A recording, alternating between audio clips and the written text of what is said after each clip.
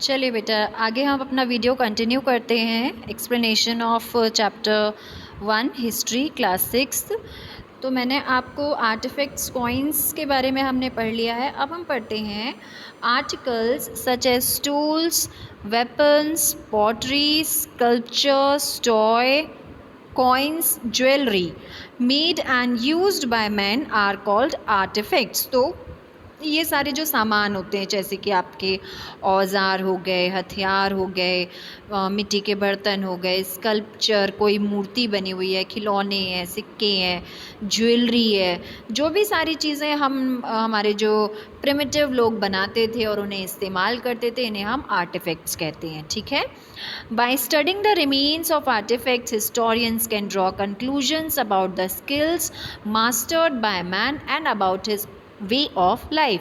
तो ये जो सारे बचे कुचे चीज़ें हमें जो मिली हैं एक्सकेवेशन से, इन्हें जब हमारे इतिहासकार जो हैं पढ़ते हैं तो वो ये कंक्लूजन निकालते हैं कि जो हमारे प्रिमिटिव लोग थे वो कितने स्किल्ड थे, कितने ज़्यादा कलात्मक थे, जानकार थे, वो किस तरह से अपने सर्वाइवल के लिए चीज़ें उन्होंने बनाई और अपनी लाइफ को उन्होंने लीड किया। ठीक है। यहाँ पर एक इम्पॉर्टेंट चीज़ दी हुई है, आप लोग देख लीजिए इसे।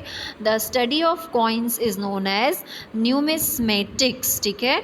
जो कॉइन्स की स्टडी है, कॉइन्स के बारे में जो पढ़ता है, जो स्टडीज़ होती हैं वो कहलाती है न्यूमिस्मेटिक्स। ओके।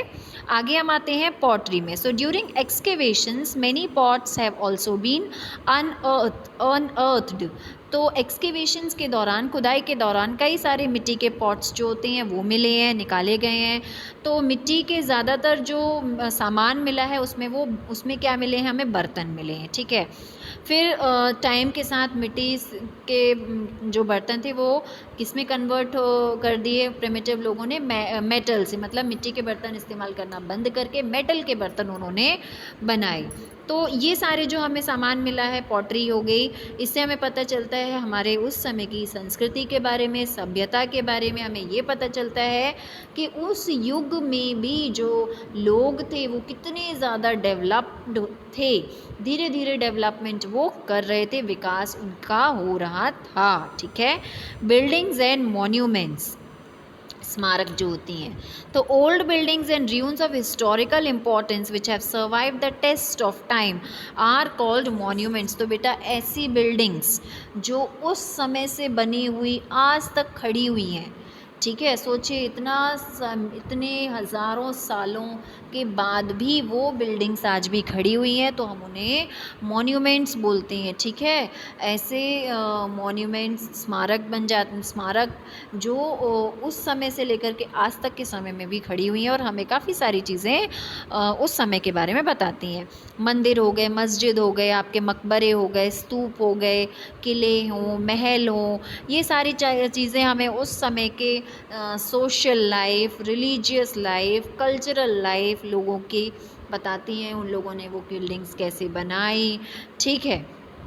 फिर in 250 BC before common era, during the time of Ashoka, the Sanchi Stupa in Madhya Pradesh was originally built with bricks. तो ये जो सांची स्तूपा मध्य प्रदेश में है, ये एक्चुअली में ईंटों से बनाया गया था। बाकी अगर आप बेटा मॉन्यूमेंट्स देखेंगे, ज़्यादातर मॉन्यूमेंट्स जो हैं वो आपको स्टोन्स के बने हुए मिलेंगे। ठीक है। जैसे कि मार्बल स्टोन का आपका ताजमहल हो गया, रेड फोर्ट आपके रेड सैंड स्टोन से बना हुआ हो गया। ठीक है।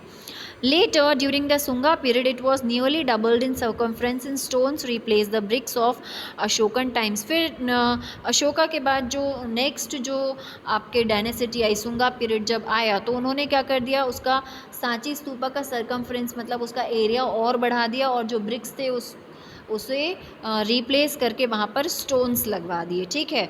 4 दरवाजे बनवाए। An inscription on the south gate tells us that it was donated by King Satkarni। फिर साउथ डायरेक्शन में जो गेट था वहाँ पर इंस्क्रिप्शन खुदवाया गया, बनवाया गया।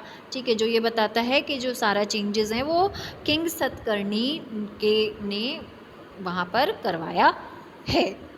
The Shore Temple near Chennai, the Taj Mahal in Agra and the Red Fort in Delhi are some of the monuments that have historical significance। तो जो शोर टेम्पल है चेन्नई में, फिर ताजमहल हो गया आपके आगरा में, रेड फोर्ट हो गया दिल्ली में।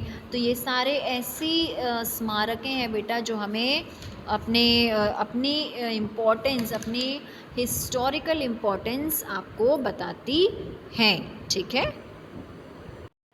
फिर नेक्स्ट आते हैं हम अपने बरील साइट्स पर, मतलब जो दफनाई हुई जो चीज़ें रहती हैं, जब उन्हें वहाँ पर एक्सकेवेशन किया गया तो वो और भी बहुत सारे एविडेंसेस मिले हैं। ठीक है। यहाँ पर एक केस स्टडी दी हुई है। ठीक है। ये केस स्टडी जो है ये आपका होमवर्क है, आप इसे एक बार रीड कीजिएगा। ये केस स्टडी में एक्चुअली एक तमिलनाडु के एक डिस्ट्रिक्ट के बारे में है, जो कि थमीराबारनी रिवर के किनारे पर ये डिस्ट्रिक्ट है।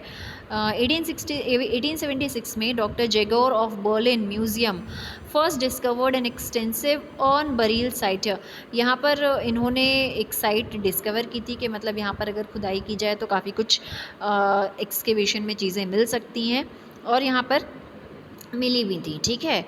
फिर आगे बढ़ते हैं हम अपने बेटा नेक्स्ट टॉपिक लिटरेरी सोर्सेस के बारे में। ठीक है।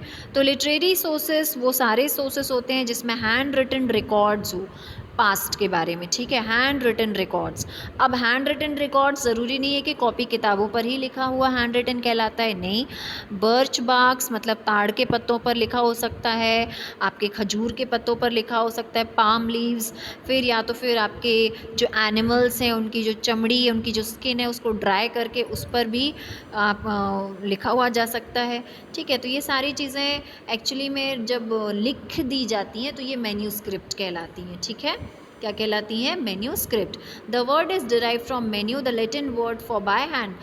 मेन्यू का लैटिन वर्ड, जो लैटिन वर्ड है मैन्यूस्क्रिप्ट में से जो निकला है, उसका मतलब होता है बाय हैंड, मतलब हाथों से लिखा हुआ। तो हमारे यहाँ तो बहुत सारा ऐसा कलेक्शन आपको मिल जाएगा मैन्यूस्क्रिप्ट का। ठीक है। Ancient Indian literature was written in प्राकृतिक, पाली और संस्कृत और तमिल। तो अपना जो एंशियंट लिटरेचर है बेटा, साहित्य है, वो एक्चुअली में प्राकृतिक, पाली, संस्कृत या तमिल लैंग्वेज में लिखा जाता था। लैंग्वेज डिपेंड करती थी किस रीजन में लिखा जा रहा है। साउथ रीजन में लिखा जा रहा है तो वो साउथ की लैंग्वेज होगी, Tamil, Malayalam, whatever. Okay. North में लिखा जा रहा है तो वहाँ की लैंग्वेज होगी। जैसे कि हम देखते हैं बेटा महाभारत और रामायण ये संस्कृत में लिखे हुए हैं, क्योंकि they were written in north India, जहाँ की मेन लैंग्वेज क्या है? अपनी संस्कृत है। ठीक है। फिर हो गया अपना द मणिमेकलाई एंड सिलप्पादिकरम, ये किस में लिखे हुए हैं? तमिल लैंग्वेज में, क्योंकि ये साउथ के लिटरेचर हैं। ओके। फिर in course of time many of the manuscript got फिर समय के साथ बेटा कई सारे हैंड रिटन रिकॉर्ड्स जो हैं वो डिस्ट्रॉय हो गए, कुछ तो प्रिजर्व कर लिए गए। ठीक है। कहाँ पर प्रिजर्व कर लिए गए? कुछ आपके some of them are still preserved in temples, monasteries, libraries and archives. Archives मतलब उनके रिकॉर्ड बना लिए गए। मोनास्ट्रीज आपके जो मठ होते हैं, बौद्ध स्तूप है ना, तो यहाँ पर सेव करके रखे गए हैं। लिटरेरी सोर्सेस को 5 कैटेगरी में डिवाइड किया है। ठीक है। आपके हो गए religious literature, secular literature, travelogues, chronicles, memoirs. ठीक है। मैंने इन पांचों के आपको एक्सप्लेनेशन तो नहीं दिए हैं, लेकिन मैंने आपको इनके हिंदी मीनिंग समझाए थे कि ये क्या होते हैं। ठीक है। एक बार फिर बता देती हूँ बेटा, रिलीजियस लिटरेचर जो रिलीजियस से रिलेटेड हो, सेक्युलर लिटरेचर जिसमें सारे रिलीजन्स के बारे में दिया हुआ, ट्रैवलॉग्स एन अकाउंट ऑफ फॉरेनर्स जो हमारे यहाँ फॉरेनर्स आए, उन्होंने ट्रैवल किया, उन्होंने क्या कुछ हमारे यहाँ से उनकी जो मेमोरीज़ थी, जो उन्होंने लिखा देखा। क्रॉनिकल्स इवेंट्स का रिकॉर्ड होता है। मेमोयर्स किसी पर्टिकुलर पर्सन की बारे में इंफॉर्मेशन जो होती है वो मेमोयर्स होती हैं। ठीक है। अब हम अपने नेक्स्ट वीडियो में इन पांचों के बारे में डिटेल्ड में पढ़ेंगे। ठीक है।